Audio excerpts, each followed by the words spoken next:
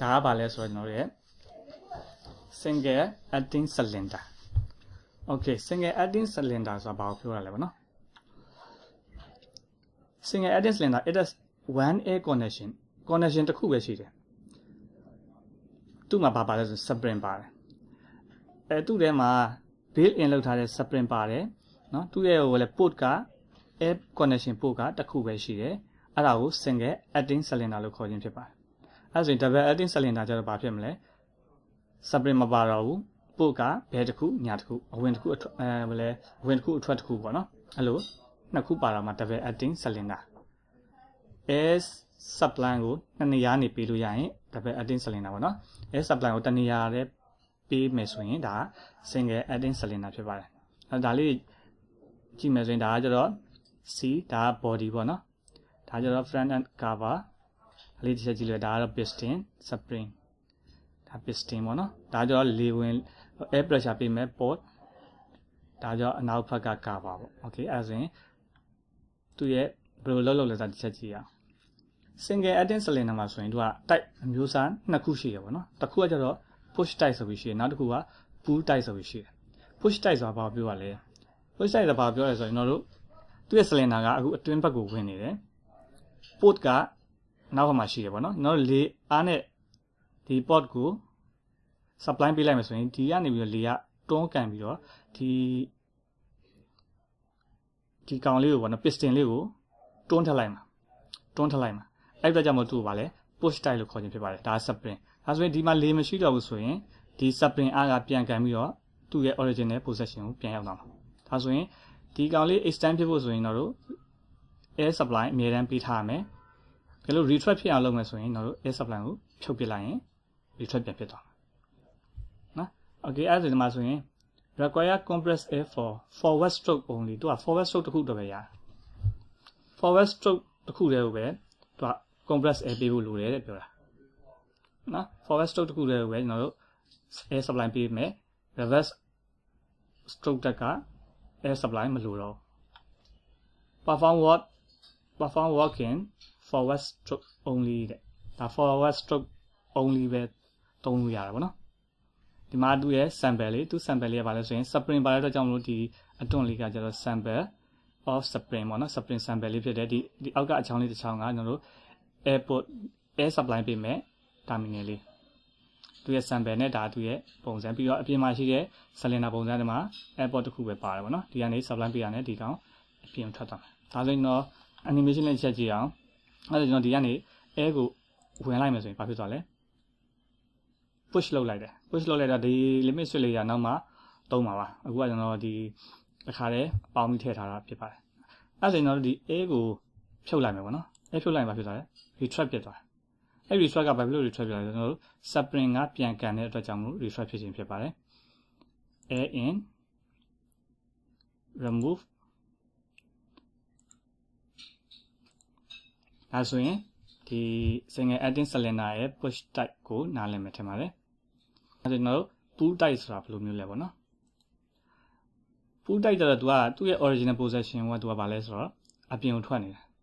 အဲ့တော့သူ့ကိုအထဲကိုဆွဲဖို့ဆိုရင်ကျွန်တော်တို့ဒီဘက်ကနေပြီးတော့ air supply ပေးရမယ် air supply ပေးမယ် air supply ရတဲ့ခါမှာကျွန်တော်ဒီကောင်လေးကတွန်းလိုက်ဟိုလဲ pull လုပ်လိုက်မှာပေါ့နော်ဆွဲလိုက်မယ်ဒီ piston ကိုဆွဲလိုက်မယ်အဲ့ဒါကြောင့်သူ့ကို pull type လို့ခေါ်တာပေါ့နော်ဒါဆိုရင်ကျွန်တော်ဒီ supply ကိုဖြုတ်လိုက်မယ်ဆိုရင်ဒီ supply ကပြန်ကန်ပြီးတော့ original position ကိုပြန်ရောက်သွားမှာဒါဆိုရင်ဒီမှာခုနနဲ့ပြောင်းပြန်မှာနော် require compressed air for return stroke only ရနော် return stroke အတွက်ပဲ air ကလိုပါတယ်နောက်တစ်ခုက return perform work in return stroke only ပေါ့နော်ဒါကကျတော့အနောက်ကိုပြန်ဆွဲမဲ့ function တွေအတွက်ပဲသုံးတာဖြစ်ပါတယ်သူရဲ့အပြင်မှာရှိတဲ့ pull type single acting cylinder ပေါ့နော်အဲဆိုရင်တော့ airport မှာပဲရှိတယ်ဒီ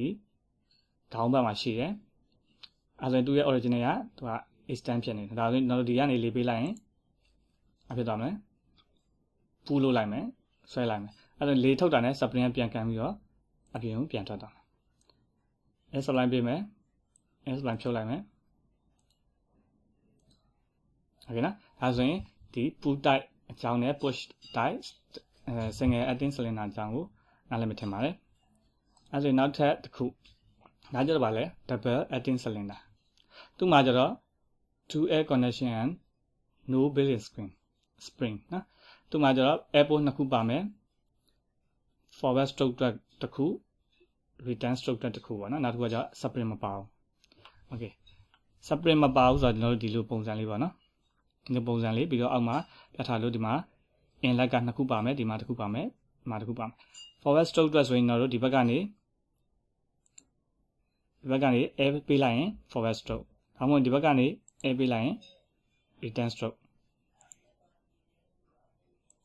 နောက်လို့ spring နဲ့ကန်တာမဟုတ်တော့ဘူးပြီးတော့နောက်တစ်ခုဘာကွာသေးလဲဆိုရင်ခုနဟာမှာဆိုရင်ပေါ့နော်ဒီမှာကြည့်မယ်ဆိုရင်ကျွန်တော်တို့ pool type ပဲထားပါတော့နော်ကျွန်တော်တို့ဒီဟာကို air supply ပေးလိုက်တယ် air supply ပေးလိုက်ဆိုတော့သူ့ကိုဒီအခြေအနေမှာရှိနေဖို့အတွက်ကိုပဲကျွန်တော် air supply အမြဲတမ်းပေးထားမှာပြီးတော့အခြေအနေကိုဒီလေပြန်ပြီးတော့အပြင်ထွက်ဖို့ဆိုရင်တော့ air supply ကိုဖြုတ်လိုက်ရအောင်ဒီ on position ပေါ့နော်ဒါ on position ရှိနေဖို့အတွက်ဆိုရင် air supply ကိုအမြဲတမ်းပေးထားဖို့လိုတယ်မလို့ချင်းဖြုတ်လိုက်မယ်ဒါပေမဲ့ဒီကောင်ကျတော့ air supply ကိုအမြဲတမ်းပေးထားကြမလို့ကျွန်တော်တို့ခဏပဲ momentary ပေါ့နော်ခဏလေးပဲပေးလိုက်တာနဲ့ကျွန်တော်တို့ဒီကောင်က air ကဒီကနေဝင်ပြီးတော့ဒီကနေပြန်ထွက်သွားမှာပေါ့နော်ဒီကနေ air ရောက်ပြီးတော့ဒီဘက်ကကျတော့ low pressure ဆိုတော့ဒီဘက်ကနေပြန်ထွက်သွားမှာအဲ့လိုပဲကျွန်တော်တို့ဒီဘက်ကနေ supply ပေးရင်လည်းဒီဘက်က high pressure ပြီးတော့ low pressure နေလို့ပြန်ထွက်သွားအဲ့တော့ကျွန်တော်တို့သူ့ supply ကအကြာကြီးပေးကြမလို့နည်းနည်းလေးတစ်ချက်လောက်ပေးတာနဲ့ရတယ်သူ့ကို supply တစ်ချက်ပေးဖြုတ်လိုက်တာနဲ့အထဲပြန်ဝင်သွားတယ်အဲ့လိုပဲသူ air pressure တစ်ချက်ပေးပြီးတော့ဖြုတ်လိုက်တာနဲ့ forward stroke ဖြစ်သွားတာပေါ့နော်အဲ့ဒါသူ့ရဲ့ထူးခြားချက်ပေါ့အဲ့တော့ကျွန်တော်တို့ air supply ကိုအမြဲတမ်း on ပေးထားကြမလို့ပေါ့ဒီ double acting cylinder မှာဆိုရင်ဘာ type ကဘယ်နှမျိုးရှိလဲနှစ်ခုရှိတယ်ပေါ့နော်တစ်ခုက UU ပေါ့နော် UU ကျွန်တော် forward stroke return stroke နောက်တစ်ခုကကျတော့ဘာလဲ cushioning type ဆိုတာဘာလဲဆိုတော့ကျွန်တော်တို့ဟိုလေထိုင်းကုန်တွေမှာ cushion ထည့်တယ်လို့ပဲပေါ့နော်ကြောတက်တောင်လို့ထည့်အဲ့လိုမျိုးပဲကျွန်တော်တို့ဒီမှာဆိုရင် cushion မပါတဲ့အတွက်ကြောင့်လို့ဖြစ်လဲဆိုတော့သူ forward stroke တွေကညံပြင်းနေပေါ့ဒီနေရာရောက်တာနဲ့ ground ဒီရောက်တာနဲ့အဲ့လိုပေါ့နော်သူ့ရဲ့ဒီနေရာလေးဟိုဒဏ်ရာဖြစ်တယ်ပေါ့နော်ဒဏ်ရာဖြစ်မှာဆိုတဲ့အတွက်ကြောင့်ဒီမှာrubber ပုံစံလေးအဲ့လို cushion လေးထည့်ပေးထားတယ်သူ့နေရာရောက်တာနဲ့သူဒီအောင်လေးကိုထိတယ်နဲ့သူကအရှိန်နည်းနည်းလေးရော့ပြလိုက်တာပေါ့နော်အဲ့လိုပဲဒီမှာဆိုလဲဒီကောင် forward stroke သွားတဲ့အချိန်မှာဒီမှာ rubber ကွင်းလေးရှိမယ် cushion လေးပြီးတော့ဒီကောင်လေးကိုသူကထိမ့်မိထားမှာအဲ့တော့သူအပြင်ဆုံးရောက်ခံနေဆိုရင်အရှိန်နည်းနည်းရော့သွားမယ်ပြီးတော့ return stroke ရောက်ခံနေပေါ့နော်အနောက်ဆုံးရောက်ခံနေဆိုလဲသူကအချိန်နဲ့ရော့သွားမယ်အဲ့တော့ကြောင့်မလို့ဒီကောင် damage ဖြစ်ခြင်းမှာခေါ်ရင်ဖြစ်ပါတယ်သူကို sample လေးကတော့ဒီလိုလေးပြတယ်ဒါပေမဲ့ active cylinder ဆိုတဲ့အတွက်ကြောင့်မလို့ spring မပါဘူးဒီမှာ inlet တစ်ခု air inlet ဒီမှာ air inlet တစ်ခုနှစ်ခု cushion တိုင်းမှာလည်း air inlet နှစ်ခုပါတယ်ဒါပေမဲ့သူကဒီလိုမျိုးမြားလေးနဲ့ပြတယ်ဒီ cushioning speed ကိုကျတော့ကျွန်တော် adjustable လုပ်လို့ရတဲ့အတွက်ကြောင့်မလို့ဒီမြားလေးနဲ့ပြထားခြင်းဖြစ်ပါတယ် cushioning type က prevent head combat at the end of the stroke stroke ရဲ့အဆုံးတွေမှာ damage ဖြစ်မှာဆိုလို့ကာဝယ်ထားခြင်းဖြစ်ပါတယ်နော်နောက်တစ်ခုကကျတော့ဘာလဲဆိုတော့ characteristic of pneumatic cylinder သူ့ရဲ့ character တွေကဘာတွေလဲဆိုတော့ကျွန်တော်တို့ single acting cylinder ရှိမယ်ခုနပြောခဲ့တယ်လို့ double acting cylinder ရှိမယ် single acting cylinder ဒါမှဆိုရင်လည်းဒါက push type ရှိမယ် pull type ရှိမယ်ပေါ့နော် double acting cylinder ဆိုရင် U type ရှိမယ်cushioning type ရှိမယ်။ Okay သူတို့တွေဘာကွာလဲဆိုတော့ single acting cylinder က perform work on one direction တစ်ခုအတွက်ပဲအသုံးပြုလို့ရတယ်။နောက်တစ်ခုက stroke length က shorten stroke length stroke length ကတိုးတယ်။သူ့ကိုသုံးမယ်ဆိုရင်တော့အရင် shorter stroke length ဒီအလျားကတိုးတယ်ပေါ့နော်။ single acting cylinder တွေကအလျားတိုးပဲထုတ်လုပ်ထားတယ်။ဘယ်လောက်ရှိမလဲဆိုရင် less than 100 mm ပေါ့နည်းနည်းလေးတော်တော်တိုးတယ်ပေါ့နော်100 mm အောက်ရှိမယ် require compressed air for one stroke only stroke တစ်ခုအတွက်ပဲ compress လုပ်ပေးရမယ် so less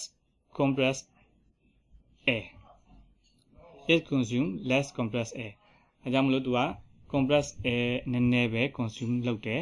ဒါကြောင့်မလို့သူ stroke length ကလည်းတိုးတယ်ပေါ့နော် has a predetermined position when there is a power failure ဖြစ်တာနဲ့ခုနပြောလို့ power မရှိတော့တာနဲ့ predetermined position ဆိုတာသူ့ရဲ့ current position ပြန်ရောက်သွားပါတယ်တဲ့ okay နောက်တစ်ခါကျတော့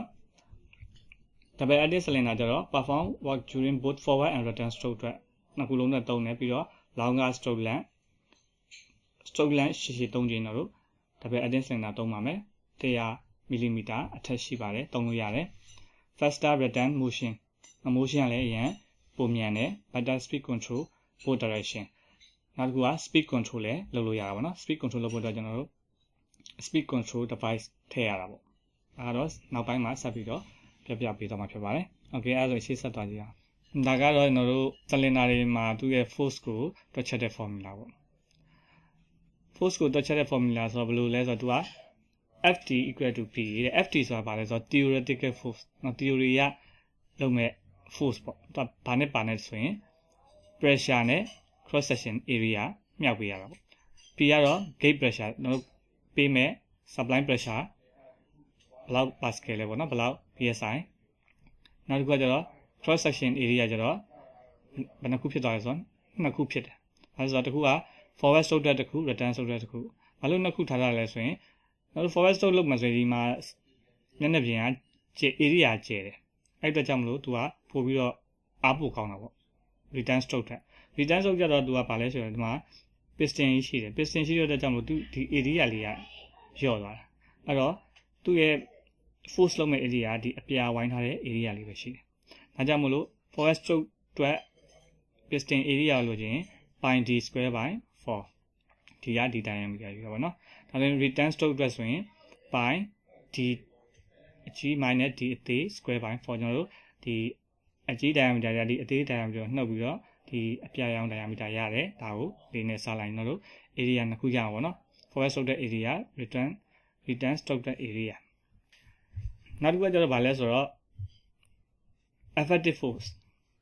နော်ဒီကလိုချင်တာ effective force ကိုလိုချင်တာ theoretical force ကိုလိုချင်တာမဟုတ်ဘူးနော် effective force ကတော့တကယ်သုံးဒီထဲမှာဟို site ထုတ်လိုက်ရတဲ့ force ကိုလိုချင်တဲ့အတွက်ကြောင့်မလို့ theoretical force တွေကဘာနှုတ်ပေးရလဲဆိုရင်ဗာလဲ friction force အဲ့တော့သူ့မှာဒီ cylinder နဲ့အပြင် cover ကြားထဲမှာသူ friction ဆိုတာရှိမယ်နော်အဲ့ friction အတွက် friction loss ဆိုတာရှိမယ်ဒါတော့ cylinder တစ်ခုနဲ့တစ်ခုမတူနိုင်ဘူးပေါ့နော်ဒါပေမဲ့သူကတော့ဘယ်လောက်နဲ့ဘယ်လောက်ကြားမှာရှိလဲဆိုရင် 3% နဲ့ 20% ကြားမှာရှိရပါတော့အဲ့ဒါလည်းထည့်တွက်ဖို့လိုမှာဖြစ်ပါတယ်ဒါဆိုရင် friction force က 3% to 20% force ဆိုရင်တကယ်လို့ friction force ကိုတော့ 10% ယူတယ်ပဲထားပါတော့ theoretical force ရဲ့ 10% ဆိုရင်တော့လိုချင်တာက effective force ကိုလိုချင်တော့ 10% ဆိုရင် 90% of theoretical force ပေါ့ theoretical force ရဲ့ 90%ဆိုတော့ 0.9 ဒါဆိုရင်တော့ဘာရမှာလဲဆိုရင်တော့ effective force ကိုရမှာဖြစ်ပါတယ် theoretical force ဘယ်လိုရှာမလဲဆိုရင်တော့ဒီ gate pressure နဲ့ area forward stroke အတွက်ဆိုရင်တော့ဒီ A သုံးမယ်နော် return stroke အတွက်ဆိုရင်ဒီ A prime သုံးမယ်ဒါဆိုရင် FT ဘယ်နှခုရမလဲနှစ်ခုရမယ်အဲ့နှစ်ခုကိုဒီ FT နှစ်ခုကိုဒီမှာထည့်တွက်ကြည့်ရင် forward stroke အတွက်လိုအပ်တဲ့ effective force နဲ့ return stroke အတွက်လိုအပ်တဲ့ effective force ကိုရမှာဖြစ်ပါတယ်ဟုတ်ကဲ့ပါ lesson ဒီ unit ကတော့ဒီလောက်ပါပဲနောက်တဲ့လာမယ့် lesson ဒီမှာဆိုရင်တော့ solenoid valve တွေအကြောင်းကိုပြောပြမှာဖြစ်ပါတယ်ဟုတ်ကဲ့အားလုံးကျေးဇူးတင်ပါတယ်